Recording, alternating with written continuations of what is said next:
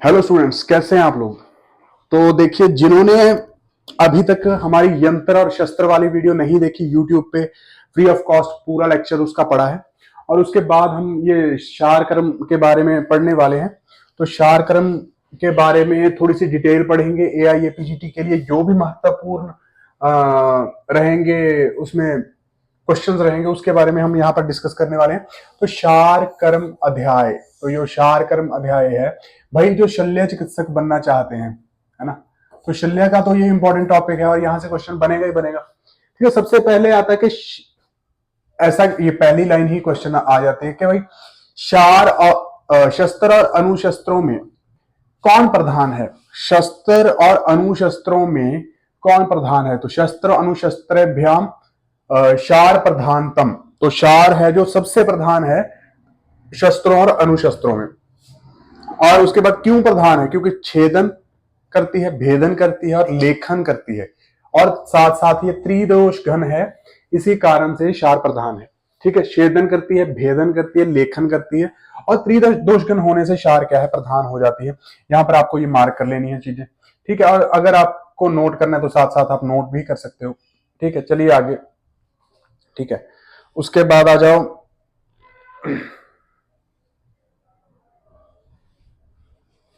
उसके बाद आप आ जाओ, क्षार त्रिदोष घन है। ठीक है, शुक्ल होने के कारण सौम्य है, शुक्ल होने के कारण सौम्य है। जैसे चंद्रमा व्हाइट होता है, चंद्रमा कैसा होता है, व्हाइट, तो चंद्रमा व्हाइट होता है ऐसे गोल गोल। तो वैसे ही क्षार है जो व्हाइट होने के कारण शुक्ल हो जाती है, शुक्ल होती है और सौम्य होती है। आग्नेय है जो औषधि गुणभू इष्टत्वाद, मतलब जो औषधियां इसमें यूज होती हैं उनके गुणों के कारण ये आग्नेय होती है। आग्नेय होती है किसके कारण, औषधियों के गुणों के कारण। उसके बाद क्षार जो होते हैं, यहाँ पर दो प्रकार के क्षार होते हैं। एक तो पानीय, पानीय जिसको हम पी सकते हैं इंटरनल, इंटरनल प्रयोग के लिए। कहाँ, इंटरनल एप्लीकेशन के लिए, इंटरनल प्रयोग के लिए। और दूसरा होता है प्रतिसारणीय, प्रतिसारणीय यानी कि लोकल एप्लीकेशन के लिए, लोकल एप्लीकेशन के लिए। जितनी भी मेडिसिन बाजार में आती हैं, चाहे वो एलोपैथिक के रूप में आती हैं, चाहे आयुर्वेदा के रूप में आती हैं, वो सारी क्षार होती हैं जो कि मस्सा वगैरह निकालने के लिए प्रयोग की जाती हैं, या फिर किसी चीज को जलाने के लिए यूज की जाती है, तो वो सारी क्षार के अंदर ही आएंगी। तो यानी कि वो क्षार का कॉन्सेप्ट ही है। और देखिए, प्रतिसारणीय क्षार होती है जो मृदु होती है, मध्यम होती है और तीक्ष्ण, तीन प्रकार के होते हैं जो प्रतिसारणीय क्षार होते हैं, मृदु, मध्यम और तीक्ष्ण। ये हम आगे करेंगे कि मृदु कौन से होते हैं, मध्यम कौन से होते हैं, तीक्ष्ण कौन से होते हैं, आगे ये डिटेल में लिखा हुआ है। चलिए आगे आ जाइए आप। ठीक है, उसके बाद बोलते हैं प्रतिसारणीय जो क्षार है, प्रतिसारणीय क्षार है, इनका प्रयोग कहां पर किया जाता है। प्रतिसारणीय क्षार है, इनका प्रयोग कहां पर किया जाता है। प्रतिसारणीय क्षार का जो प्रयोग है, जो 7 प्रकार के मुख्य रोग हैं, 7 प्रकार के मुख्य रोगों में इस्तेमाल किया जाता है, विशेष करके उपजीविका, अधिजीविका, उपकुश, दंत विदर्भ और रोहिणी, और 3 प्रकार की रोहिणी होती है उस इसमें। ठीक है, उपजीविका में भी ओवरग्रोथ है। देखिए, ओवरग्रोथ है, ओवरग्रोथ है, कोई चीज ट्यूमर टाइप बन गया जीवा के ऊपर। अधिजीविका, जीवा के नीचे ओवरग्रोथ हो गई, जीवा के नीचे। ठीक है, अब यहां पर ऊपर हुई थी, यहां पर नीचे हुई थी। उपकुश, उपकुश होता है जो मसूड़े हैं वो गल रहे हैं, तो मसूड़ों का रोग है, यानी कि ठीक है, आपके गम्स का रोग है, ये गम्स का। ठीक है, और दंत विदर्भ और रोहिणी, इसमें क्या करना है आपको, प्रतिसारणीय क्षार का प्रयोग करना है ये सारे सातों के 7 रोगों में। उसके बाद अगर बात करें प्रतिसारणीय और पानीय क्षार दोनों कहां पर प्रयोग किए जाएंगे, तो दोनों कृमि, विष और अर्श में। तो देखिए, अर्श तो कॉमन डिजीज है, हमें याद रहता है कि भाई अर्श में अगर आप खाने के लिए भी क्षार दे दोगे, सपोज करिए अर्श कुठार रस है, अर्श कुठार रस, अर्श कुठार रस है, बाजार में आता है। आप अभी अपने पेशेंट्स को यूज करवा के देखना, कभी बहुत अच्छा काम करता है अर्श में। तो इसमें क्षार होती है, क्षार होती है इसमें, अपामार्ग क्षार, ऐसे इसमें क्षार डाली होती है अर्श कुठार रस में। ठीक है, बहुत सारी औषधियां हैं वो क्षार से बनी होती है जो अर्श में यूज की जाती हैं। तो पानीय क्षार के रूप में भी प्रयोग किया जा सकता है, और यहाँ पर लोकल एप्लीकेशन करते हैं वो भी क्षार में, आप अर्श में क्षार का प्रयोग किया जा सकता है। कृमि में, कृमि चाहे आप लोकली लगा दो क्षार उस पे, अगर पेट में है तो क्षार पिला दोगे तब भी आप कृमि दूर हो जाएंगे। मतलब ये एग्जैक्ट हमने देखा है, प्रैक्टिकल है बहुत ज्यादा ये पॉइंट। तो ये इंपॉर्टेंट है कि पानी और प्रतिस्थानीय क्षार कृमि और विष और अर्श तीनों में प्रयोग किया जा सकता है। ठीक है, यहां तक आपका हो गया। और आगे तो फिर हमें ये भी समझ लेना है कि पानीय क्षार का निषेध क्या है, किस कंडीशन में क्षार का जो है निषेध है। तो क्षार का निषेध किस में है, देखिए ज्वर में, ज्वर में, ठीक है, ज्वर में, ठीक है, एक मिनट, चलिए, रक्तपित्त में, मद में, मूर्छा में और तिमिर में। ज्वर, रक्तपित्त, मद, मूर्छा और तिमिर में जो है पानीय क्षार का जो निषेध है। देखिए क्यों निषेध है, क्योंकि सभी में पित्त बढ़ा रहता है, थोड़ा सा पित्त है जो सभी में बढ़ा रहता है। ज्वर में भी तो जो पित्त है, यानी कि आपका जो पित्त है वो आपकी बॉडी में ट्रैप्ड हो जाता है, ठीक है, ट्रैप हो जाता है। तो इसी कारण से ज्वर में क्षार का प्रयोग नहीं करोगे। रक्तपित्त में क्या होता है, पित्त प्रकोपित रहता है, ठीक है। और मद मूर्छा और मद मूर्छा संन्यास होती हैं जो व्याधियां, इसमें भी तो पित्त प्रकोपित होकर रक्त को दूषित कर देता है। और तिमिर, तिमिर भी एक पित्त प्रकोप के कारण होने वाली डिजीज है। तो यहां पर क्षार तीनों में नहीं प्रयोग कर सकते। तिमिर आंख में होने वाली डिजीज है, आपको पता है आंख में होने वाला डिजीज है, कैटारैक्ट भी बोल देते हैं इसको। तो इसमें कैटारैक्ट में कभी भी क्षार नहीं लगाया जाता। तो ये तो आपको याद हो ही जाता है, कॉन्सेप्ट आपको बनाना है। मद मूर्छा हम कहां पर पढ़ते हैं, मद मूर्छा संन्यास कहां पर पढ़ते हैं, क्योंकि पहले तो कुछ स्टूडेंट्स को यही नहीं पता होता कि मद मूर्छा संन्यास कहां पर पढ़ते हैं। मद मूर्छा संन्यास, संन्यास ये तीनों हम विधि शोणितीय अध्याय में पढ़ते हैं। विधि शोणितीय अध्याय, आपने विधि शोणितीय अध्याय तो पढ़ा ही होगा, 24वां अध्याय। तो विधि शोणितीय अध्याय में हम मद मूर्छा संन्यास इसीलिए पढ़ते हैं क्योंकि ये तीनों जो दोष हैं वो पित्त के कारण, दूषित रक्त के कारण होने वाले डिजीज हैं। लेकिन वहां पर तो हम अलग पढ़ते हैं कि रस वह, रक्त वह और संज्ञा वह स्रोत दुष्ट होने के कारण मद मूर्छा संन्यास होते हैं। लेकिन हमें समझने के लिए यह सही है कि मद मूर्छा जो है पित्त के कारण होने वाली डिजीज है, ठीक है। उसके बाद क्षार के गुण कितने होते हैं, 8, पाकभट्ट जी ने बोले हैं 10, ठीक है। क्षार के दोष सुश्रुत ने बोले हैं 9, ठीक है, ठीक है। अगर आपको लिखना है, यहां पर मैं आपको लिखा भी सकता हूं कि क्षार के जो गुण हैं वो कौन कौन से हैं। देखिए यहां पर आपको थोड़ा सा एक श्लोक लिखवा देता हूं। ना अति तीक्ष्ण, ना मृदु, शुक्ल श्लक्षण पिच्छल अभिसंधि शिव शीघ्र, अभिसंधि शिव शीघ्र अष्ट गुण समृतम। तो ये आपको लिख लोगे, आप अपनी बुक से भी देख लोगे। देखिए आपके यहाँ पर 18 नंबर श्लोक है, 18 नंबर श्लोक ये क्षार के गुणों का, बुक से अगर आपने लिखना है तो 19 नंबर है क्षार के दोष का, तो वो भी आप बुक से ही लर्न कर सकते हो। चलिए आगे, ठीक है। उसके बाद हम आगे करेंगे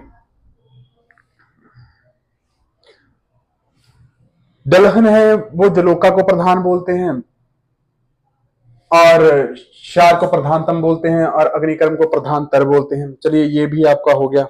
उसके बाद आगे चलिए, आगे आगे ये इंपॉर्टेंट क्वेश्चन आ जाता है। थोड़ा सा इंपॉर्टेंट क्वेश्चन यही है कि भाई जो क्षार है, जो क्षार है पित्तई व्याधि में अवधर्षण करना चाहिए। पित्तई व्याधि में अवधर्षण करना चाहिए। पित्तई व्याधि होगी, किसी को उस पर क्षार लगाना है, आप कैसे लगाओगे, अवधर्षण करके लगाओगे।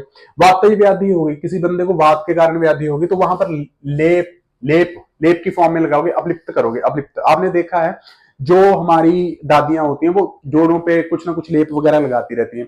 तो थोड़ी सी आपने क्या करनी है, उसमें थोड़ी सी क्षार क्षार डाल देनी है, तो वातई व्याधियां शमन हो जाएंगी। तो क्योंकि बात जो है क्षार है वो उष्ण होता है, इसी कारण से मदमूर्छा और तिमिर, आपका रक्तपित्त और ज्वर में क्षार का प्रयोग नहीं किया जाता। उसके बाद कफई व्याधि, कफई व्याधि में प्रछन्न करें, प्रछन्न, पहले तो उसको चीरा वीरा लगा दें, प्रछान कर दें, ब्लेड से हल्का हल्का कट लगा दें और उसके बाद आप उस पे क्षार का प्रयोग करें, ठीक है। तो अच्छा काम करेगा आपका क्षार। तो जो लोग प्रैक्टिकल, ये पता है आजकल एआईए पीजीटी प्रैक्टिकल में क्वेश्चन पूछने लगी है। एआईए पीजीटी जो है आजकल प्रैक्टिकल वे में क्वेश्चन पूछने लगी है। क्या है वो, हरियाणा एएमओ में शायद ये क्वेश्चन आया था, मेरे हिसाब से हरियाणा एएमओ में ये क्वेश्चन आया था कि पित्तई व्याधि में कैसे, वातई व्याधि में कैसे, कफई व्याधि में कैसे। तो ये आपके ऊपर है, याद करना है, करो, ठीक है, छोड़ना मत इसको। कौन सी ऋतु में जो है औषधियों का संग्रह किया जाता है क्षार बनाने के लिए। तो कौन सी ऋतुओं में संग्रह किया जाता है, शरद ऋतु में औषधियों का संग्रह किया जाता है, वनस्पति का जो है संग्रह किया जाता है। क्यों, क्योंकि शरद ऋतु में पित्त प्रधान रहता है, पित्त प्रधान रहता है, सभी जगह पर पित्त बढ़ा रहता है। और जितना जिस ऋतु में पित्त बढ़ा रहेगा वही आग्नेय अग्नि बड़ी रहेगी पौधों में, तो अग्नि बड़ी रहेगी वनस्पति में, तभी हम उसको संग्रहण कर लेंगे। किस ऋतु में? शरद ऋतु में। शरद में पित्त का प्रकोप हुआ रहता है, ये सभी को पता है। ठीक है, उसके बाद आ जाइए, जो आप पौधे कलेक्ट कर रहे हो, जो भी आप वनस्पति क्षार बनाने के लिए कलेक्ट कर रहे हो, तो उसमें आप कूटेज कलेक्ट कर रहे हो, प्लाश कलेक्ट कर रहे हो, तो ये सारी जो वनस्पति है, इसमें से आप इनके कौन कौन से पार्ट्स को कलेक्ट करोगे? देखिए, मूल, पत्र, फल, शाखा सहित दहन करना है आपको। मूल, पत्र, फल और शाखा। मूल, पत्र, फल, शाखा। मूल, पत्र, फल, शाखा। मूल, पत्र, फल, शाखा। ठीक है, जो इंपॉर्टेंट है, तो आपको इसको क्या करना है? दहन कर देना है। तो क्या कर देना है आपको? इनको दहन कर देना है, दहन। ठीक है, तो दहन करने के बाद क्या होगा? आपने भाई सारी वनस्पति क्या कर ली? एक जगह पर कलेक्ट कर ली। ठीक है, तो सपोज करिए आपने क्या किया? सारी वनस्पति क्या की? वनस्पति ले ली, वनस्पति आपने ले ली। ठीक है, उसको बाद क्या किया आपने? शिला पर ना, शिला होती है, शिला जो साफ सुथरी होती है, तो शिला पर उसको रख दिया। ठीक है, उसको बाद उस पर क्या कर दी? आग लगा दी, आग। ठीक है, आग लगा के उससे क्या बन गया? भस्म बन गई। ठीक है, तो जो आपने भस्म कलेक्ट की, उसको आप क्या करोगे? उसको आप क्या करोगे? 6 गुना पानी में, कितने गुना? 6 गुना पानी में घोल लोगे। कितने गुना पानी में? 6 गुना पानी में घोल लोगे। और उसको कितनी बार फिल्टर करना है आपको? 21 बार फिल्टर करना है। देखो, 21 बार फिल्टर करना है। कितने बार? 21 बार। तो ये शायद आपको नहीं दिख रहा अच्छे से, तो व्हाइट लगा देता हूं इसके। 21 बार आपको क्या करना है? फिल्टर करना है। ठीक है, उसके बाद आपको यहां पर नोट से ही कर लेते हैं। देखिए ध्यान से, यहां तक आपको याद हो गया। देखिए, भस्म आपने एक द्रोण जो भस्म है उसमें 6 गुना जल डालना है। भस्म है जो, उसमें कितने गुना जल डालना है? 6 गुना जल डालना है। 6 गुना जल डालना है। 21 बार उसको क्या करना है? फिल्टर करना है। 21 बार क्या करना है? परिश्रवण करना है। परिश्रवण मतलब फिल्टर कर लेना है। ठीक है, कोई आपको नितार ले में, बुक पे तो लिखा है नितार ले में, नितार मतलब किसी कपड़े में से निकाले में उसको फिल्टर कर लें, जैसे चाय फिल्टर कर लेते हैं। उसके बाद क्या है? उसमें 8 पल। ये क्वांटिटी बहुत ज्यादा इंपॉर्टेंट है कि भस्म एक द्रोण लेनी है, उसमें 6 गुना जल लेना है और 21 बार उसे फिल्टर करना है। और 8 पल उसमें क्या डालना है? शंखनाभि आदि जो द्रव्यों का प्रतिवाप। शंखनाभि आदि द्रव्यों का प्रतिवाप। प्रतिवाप अगर किसी को नहीं पता, तो प्रतिवाप का मतलब होता है शंखनाभि को आपको गर्म करना है। गर्म करना है इतना कि वो मतलब इजिली ब्रेकेबल हो जाए। ठीक है, इजिली उनका पाउडर बन जाए। तो आप जब शंखनाभि आदि को गर्म करोगे और उस लाल हो जाएंगे वो, तब क्षार में आप बुझा दोगे। तो क्षार में जब बुझा दोगे तो उसमें ही मिक्स कर दोगे इस सारी चीज को। तो उसके बाद देखिए, शंखनाभि अगर आपने डाली है, तब तब जो क्षार बनेगा वो एक नॉर्मल क्षार बनेगा, मध्य क्षार बनेगा। लेकिन अगर आपने शंखनाभि नहीं डाली, शंखनाभि आदि जो द्रव्य हैं उनका प्रतिवाप नहीं डाला, तो वो मृदु या फिर ऐसा क्षार बन जाएगा जो हिम यानी कि ठंडा, स्वयंभू हिम बोलेंगे उसको, या फिर मृदु क्षार बोलेंगे उसको। ये इंपॉर्टेंट क्वेश्चन बन जाता है। अगर आप क्षार में शंखनाभि आदि द्रव्य नहीं डालते तो उस क्षार को क्या बोलेंगे? स्वयंभू और मृदु क्षार। तो ये आपका एक इंपॉर्टेंट क्वेश्चन यहां से भी बन जाता है। ठीक है, यहां से एक क्वेश्चन इंपॉर्टेंट बन जाता है। तीक्ष्ण क्षार के लिए क्या डालना है? तीक्ष्ण क्षार के लिए भाई क्या डालोगे उसमें? तीक्ष्ण क्षार के लिए डालोगे आप, आ जाइए। देखिए, तीक्ष्ण क्षार आपने अभी तीक्ष्ण क्षार बनाना है। तीक्ष्ण क्षार आपने सोच लिया, क्षार को तीक्ष्ण बनाना है। मैं ये भी बताऊंगा आपको तीक्ष्ण क्षार क्या होता है, ये भी पूछ लेते हैं कि तीक्ष्ण, मृदु और मध्यम क्षार कौन कौन से होते हैं। तो तीक्ष्ण क्षार के लिए क्या करना है? दंती, द्रवंती, चित्रक, लांगली, पूतिक, प्रवाल, तालफल, विड। तो ये याद करने की जरूरत नहीं रहती वैसे। दंती, द्रवंती, चित्रक, लांगली, पूतिक, प्रवाल तक याद कर लो।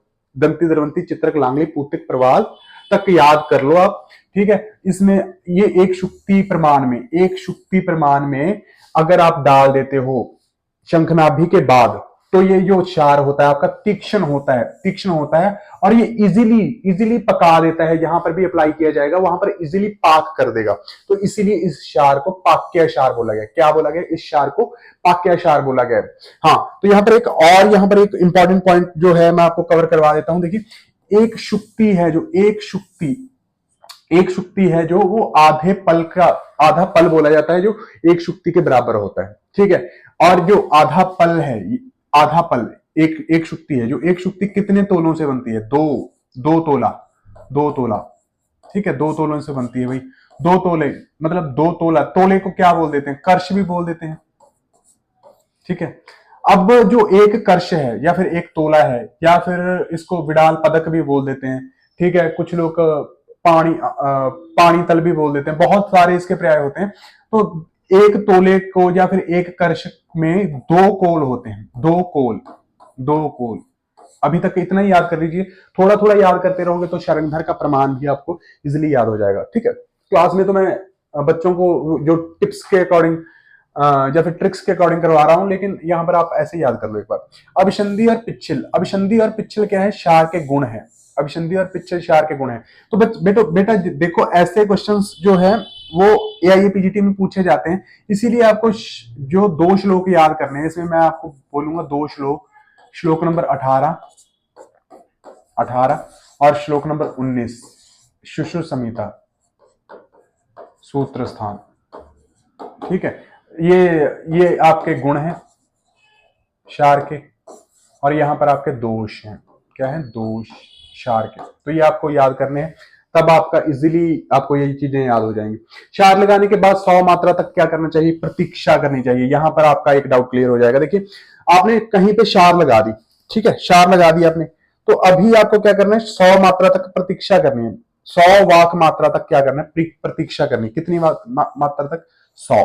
देखिए, अगर वो जो आपने क्षार लगाया 100 से पहले, 100 से पहले क्या कर देता है, पहले जला देता है, तो वो तीक्ष्ण क्षार हो जाएगा। देखिए, यहां पर गलत ना कर देना, अगर 100 वाक मात्रा से पहले ही जला दिया तो वो तीक्ष्ण क्षार हो गया, तो वो कौन सा क्षार हो गया, तीक्ष्ण क्षार हो गया। लेकिन अगर 100 के बाद जलाता है, 100 की काउंटिंग करने के बाद भी वो जला नहीं पाता, या फिर 100 की काउंटिंग करने के बहुत बाद जलाता है, तो वो मृदु क्षार हो जाता है, मृदु क्षार हो जाता है। ठीक है, तो अब हमने पढ़ा था कि मृदु क्षार कौन सा होता है। तो भाई मृदु क्षार वो होता है जिसमें हमने वो प्रतिवाप नहीं डाला था।